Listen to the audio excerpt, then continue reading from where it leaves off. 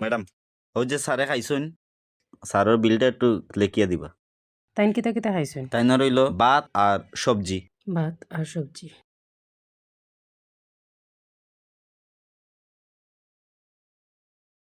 দেড়শো টাকা হয়েছে তাইনোর। স্যার আপনার 150 টাকা হইছে।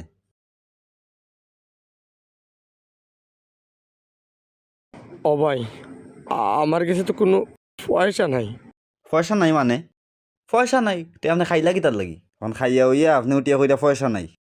আসলে আমার পেটের মাঝে খুব বেশি বুক লাগিয়েছে, এর লাগে আমি খাই লিছি। বিশ্বাস করুকা, আমার কাছে কোনো টাকা পয়সা নাই। দেউকা ভাই আপনার মতো মানুষরে আমি খুব বালা করি উচিত।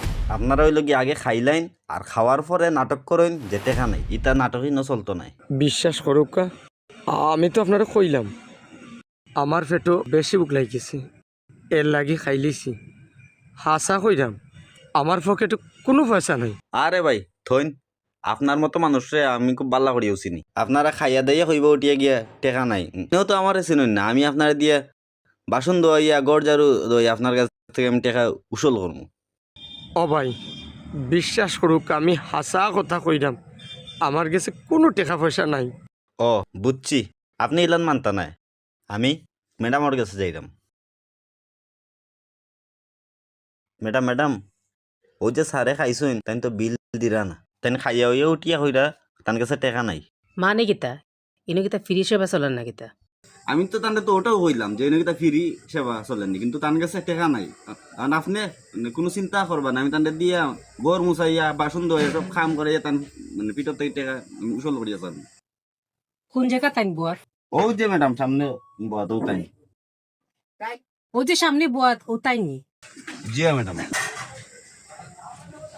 তুমি এক কাজ করো, তুমি তাইনটা শাড়ি দাও, তাইন যাও করবে। ম্যাডাম ও আপনি কিতা কই শাড়ি দিতাম, এগুলো যদি আজকে যদি আপনি যদি শাড়ি দেন, কালকে দেখবা গাঁও গ্রাম থেকে আরো দুনিয়ায় মানুষ আইয়া ওনারা আপনার মানে লাগিয়ে দিব মাগনা খাওয়া। তো এগুলো কি বেইমান ম্যাডাম?